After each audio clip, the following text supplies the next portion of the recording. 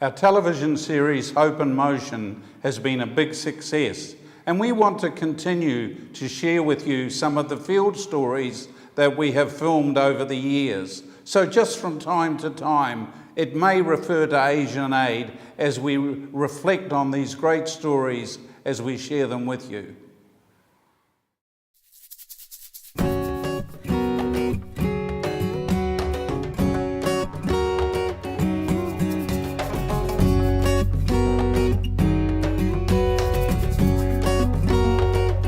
Child Impact International is an organization giving hope. Previously called Asian Aid, Child Impact International is an organization fostering permanent positive change in the lives of disadvantaged children and their communities. Child Impact is committed to making a difference in the lives of children and those who are in need, serving communities in India, Nepal, Bangladesh, Sri Lanka, Myanmar, and will soon expand to other countries. For the last 50 years, Child Impact has invested in the futures of people, and their investment has proven infinite returns. Driven by the dedication to helping those who have the least, Child Impact is an organization focused on the welfare of children, implementing diverse development projects, and sponsoring thousands of children. Their outreach spans from child rescue operations to providing an education for orphans, deaf, and the blind children, giving them a sense of place, a home. But above all, Child Impact is an organization giving hope to children, giving hope to communities, giving hope to the ones who need it the most. This is Hope in Motion.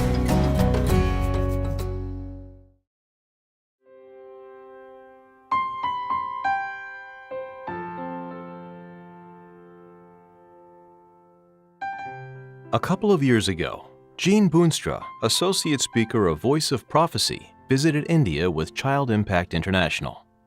Jean and her family have been privileged to sponsor a girl through Child Impact. It has been a blessing for Jean and her family to be able to make a difference in her life.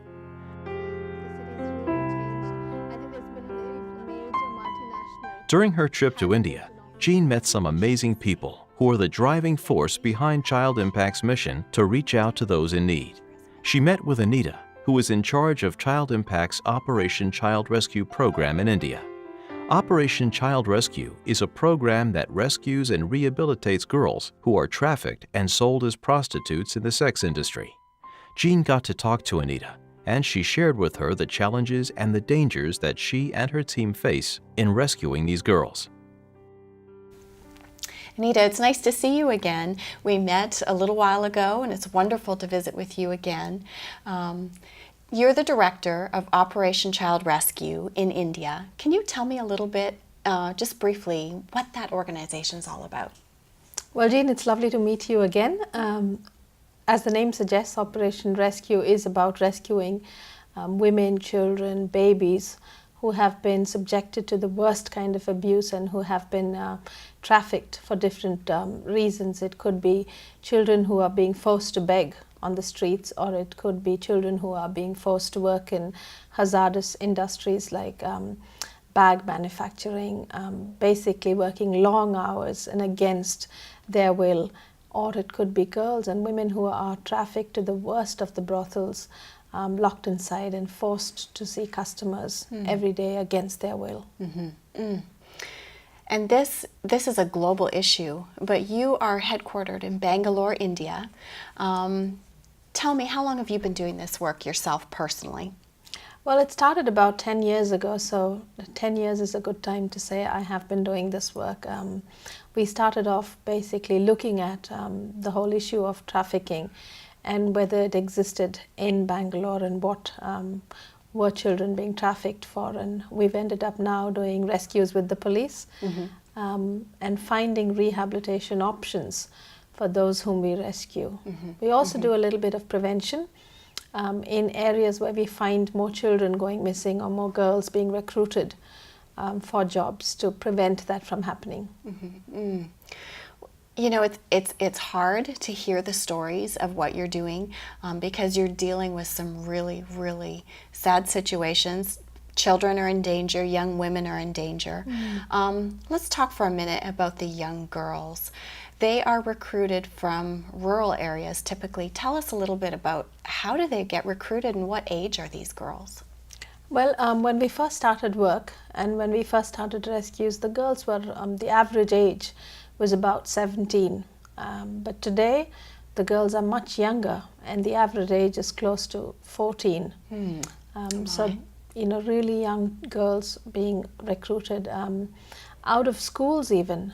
You asked me about why they get recruited. Well, it's a combination of a number of factors, poverty being the number one factor that makes them vulnerable to this. So they are very poor. They don't know about the issue of trafficking. Usually they don't have a skill and so they can't get jobs, or they're in school but drop out for different reasons, either to look after a sibling or a parent not being well, or the school just not being important enough for them to complete education, and so they are pulled out of school to get married. And it's at this time that the traffickers prey on these vulnerabilities. You know, the girl is at home, or the girl is looking for a job, or the girl just wants to get out of this poverty situation, and they prey on this and will go in and recruit them. Sometimes they send in people and, you know, fall in love with them and promise a better life to marry them. Sometimes they offer them jobs. They will come in and say, we will get you a job. And because they're so naive and have no knowledge of what this is, they will go with them. But of course the job doesn't exist on the other side, or it exists in a much, much worse way than they would have ever thought. And sometimes when they take babies, they kidnap them. So the younger children. So they're just snatched from their mothers or their homes. Snatched from hospitals even. You know, they've taken babies, kidnapped babies from hospitals, or they take babies from orphanages or young children, and they will sell them to the begging syndicates that put these children out on the street, and they have to bring in a certain amount of money every day.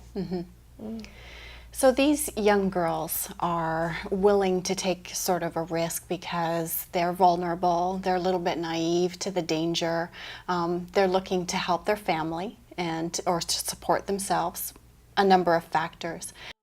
As you go in and you actually rescue girls from these brothels, just walk us through a little bit how that process works. I have learned over the years not to break down, to react in the right ways. My first time inside a brothel, I was terrified because I didn't expect what we saw. You know, usually these places they select places that are easy hiding places. So you have a number of rooms inside a main entrance. If it's a house or a building, it will have a number of rooms, and individual rooms that are used for commercial sex. So when we enter these places, we often have to bust the front door, or we have to enter in without them knowing it, so they're not alerted to it.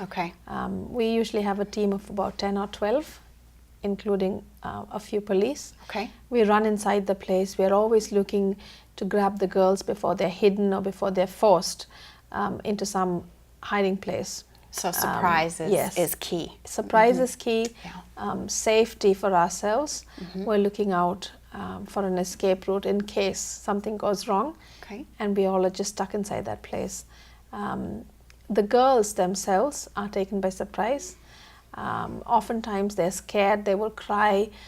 There's a lot of drama that happens inside, that the police are shouting, the traffickers are trying to get out, escape, you know, they're trying to jump out of some place. And then the girls themselves, you know, they're crying, wondering what's going to happen. At that point, we can't say that they are happy to see us because they don't know who we are. Are they questioning that you're there to help them? Yes. Oftentimes? Yes. Okay. But the moment that initial drama is over, then we get some quiet time. Good.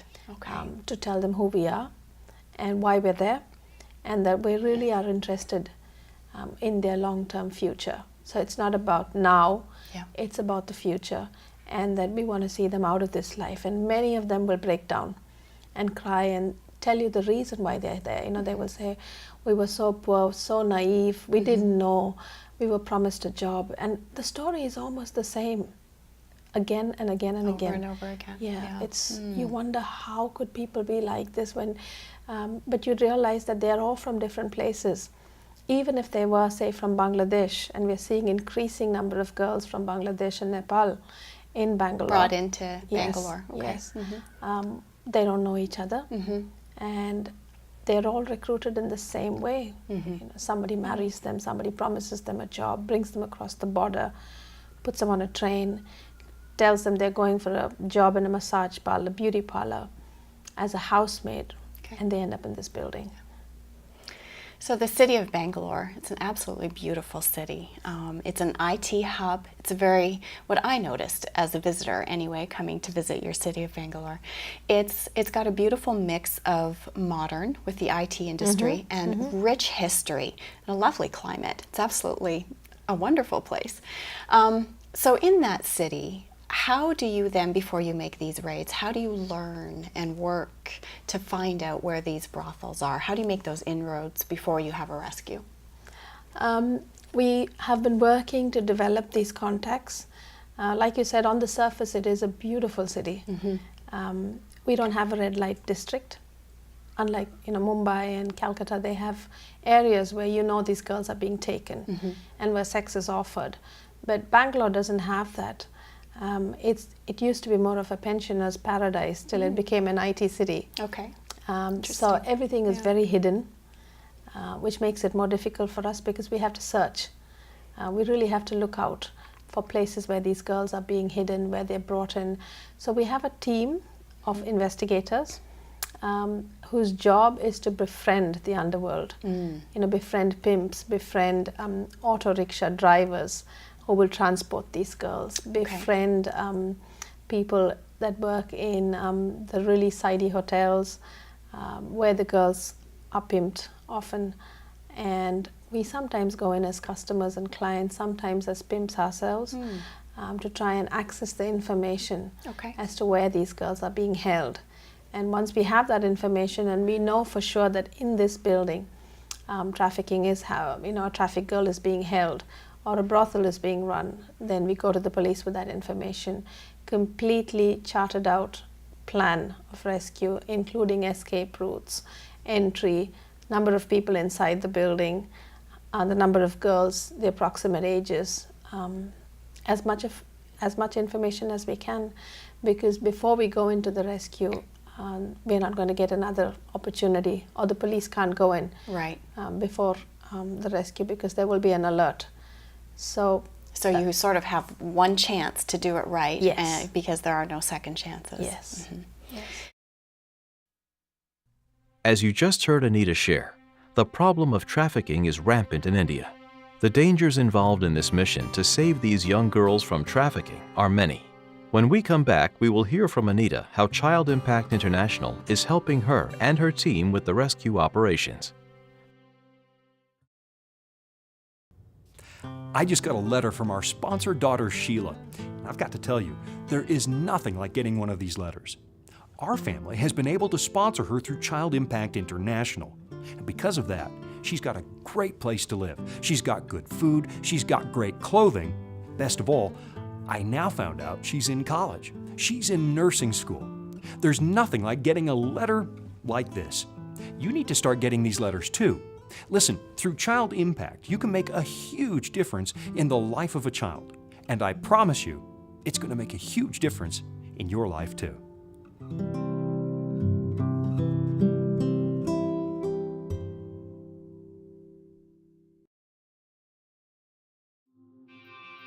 At Adventist mission schools like this one in Bangladesh, Child Impact International sponsors hundreds of children. We often think that sponsorship only impacts on the life of the child, but it's much wider than that. It impacts on the parents and on the community. But more important, it impacts on this school. It becomes valuable income for this school, and then in turn, it impacts on hundreds of other children.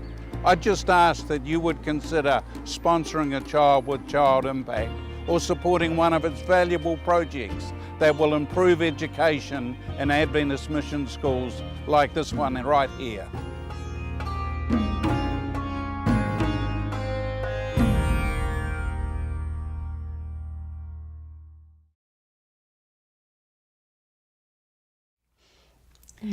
So Anita, after you go in, you and your team, and you actually go in on these raids yourself personally, these girls, you work with them for a little while, then what's the next step? How do they transition from that life back to somewhat a regular life?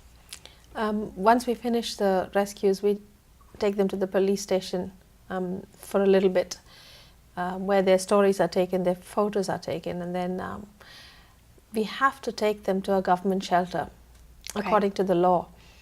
The first place after their rescue has to be the government shelter. And these are basically sets of buildings with staff, but they're not specific to trafficked victims.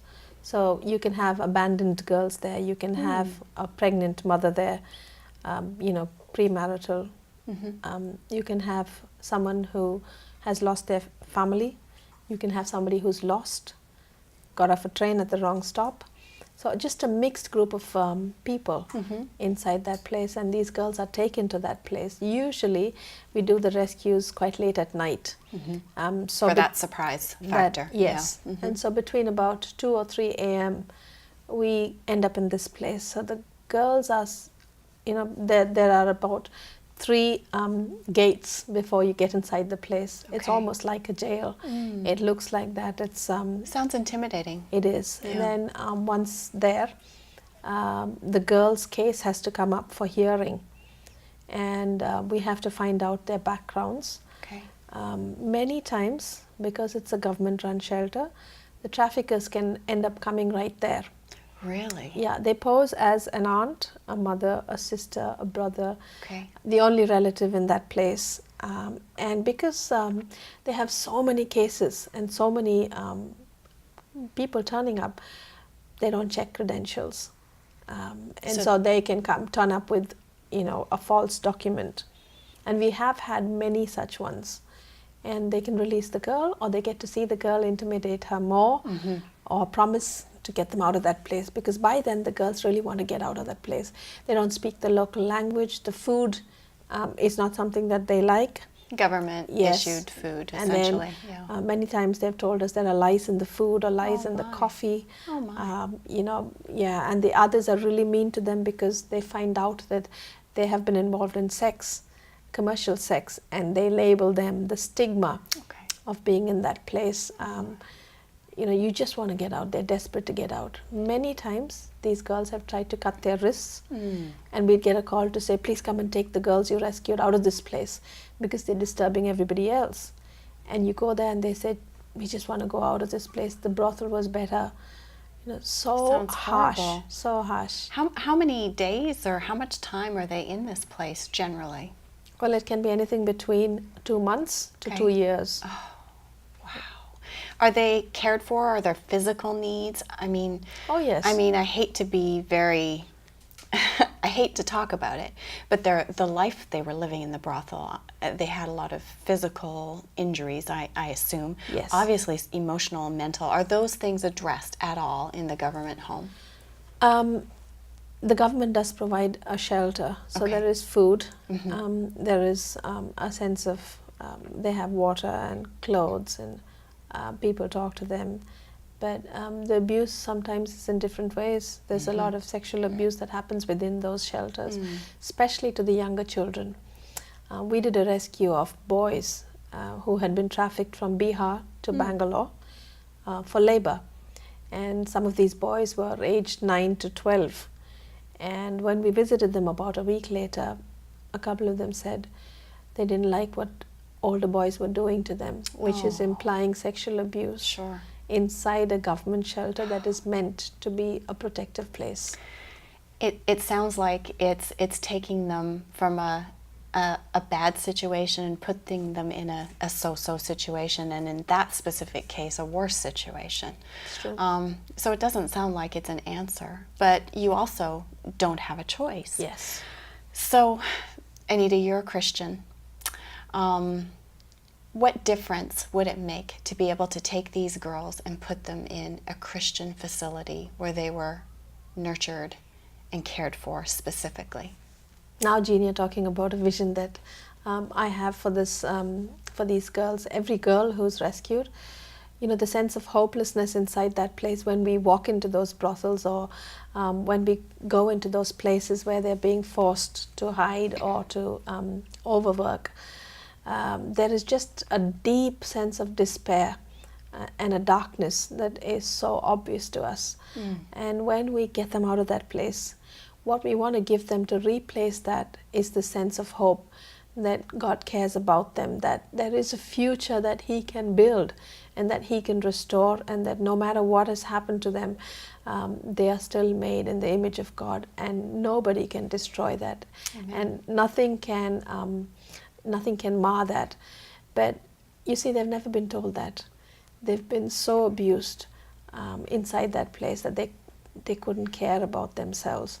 So we, in our home, will have that opportunity right from the start to just love on them, to be able to give them that sense of hope, that they need not fear anymore. They're not in a place that anyone's going to abuse them. In fact, they're going to receive the opposite, that there will be a sense of freedom within that place, where they can make choices, and that those choices will be guided by good counseling, and that they will have options, whether they learn a new trade or whether they go back to visit family.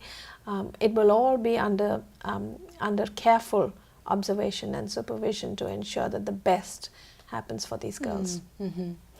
I think part of the story that you tell that really breaks my heart is when you share how these girls, once they're rescued, some of them, a certain percentage of them, do go back to that way of life because of the shame, because they don't feel an option. Have you seen the difference that Christ makes for the girls? Is that the difference that keeps them from going back to their lifestyle? I think it is the main difference, Jean. I mean, to be able to pray with the girls, and we do pray with the girls.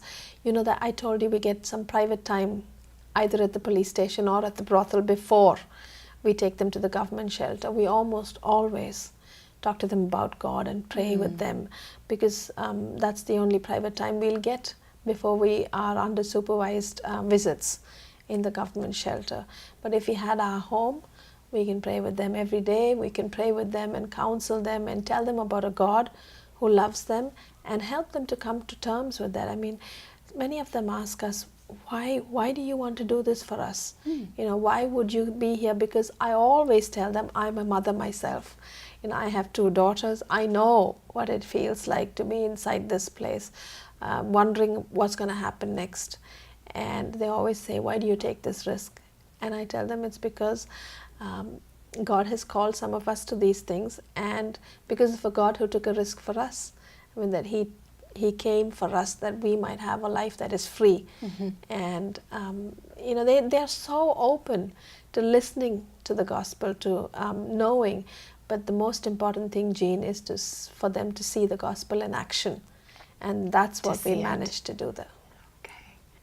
But what drives you each and every day to continue to put your own personal life in danger? You're on the front lines doing this, and I imagine your husband worries. What keeps you going to do this? I think the call that God had on my life, and which I realized about 10 years ago when I went out on my first rescue mission, just the thought of these girls out there, and that something might happen to them, that they may never hear about a God who loves them. Being an Indian woman myself, a mother of daughters, just wanting to do the best that we can for these girls. It's funny, I never was a brave or courageous person growing up. In fact, I was very timid, very shy. Wow. Yeah, hated standing up in front of anything. But and I still am very afraid before we go on a rescue. Everybody knows that I have my private time. But when we finish the prayer before the raiding team is out of the door, I know that God has gone before us and He's already there. I mean, there are times, Jean, that we've searched the building for the girls and we just don't know where they've hidden them. And somehow God shows us where that hidden place is, whether it's a hole in the wall that has been sealed up and we have to break through that, or whether it's a reception, a hotel reception desk, and you open the drawer and it's a staircase Really? into a cellar where Wow. the girls have been pushed. It is God, because none of us have had any kind of investigative training, and when God shows up there, we know that we keep going on. He's going Because- before you. Yes. And you're trusting in Him. Yes. Well, I have a hard time imagining you as a timid young girl. You're a great inspiration to myself and many who have met you. I know you are. Well, I just praise God that you and Operation Child Rescue are doing what you're doing, Anita, that you are facing these problems, that you're there dealing with it. It's really hard for those of us who don't see it with our own eyes to really comprehend the level of danger, the horrors that these children go through.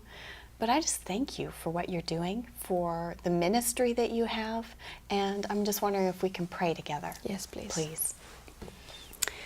Dear God in heaven, you see what's happening in India. You see into the lives of the young women who are vulnerable in the rural areas, and Lord, you see the horrors more than we can even imagine. But Father, we love you, and we know that you created each of us and that you love us each individually, that you created each of us for a purpose. Father, I ask that you will go with Anita and her team as they continue to rescue these vulnerable people, these children, these young men, these young women from the dangers that they find themselves in. Father, protect them, and may your light, Lord, change their lives for eternity. Lord, we place Anita and her team in your care. We ask for your grace and your hand over this process. In Jesus' name, amen. Anita, it's always a pleasure visiting with you. Thank you. Thank you, Jean.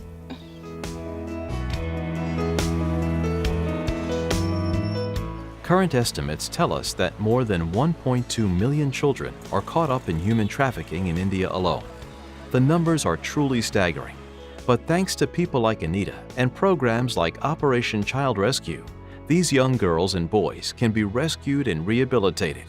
You can play a vital role in helping Child Impact International in its rescue efforts. Voice of Prophecy has partnered with Child Impact to build a rehabilitation home in Bangalore, India, to provide a safe place where young girls can be given hope, healing, and to learn new skills, all in a Christian environment. Please pray for Anita and her team in India. And if you would like to help or get more information on Operation Child Rescue, please contact Child Impact International.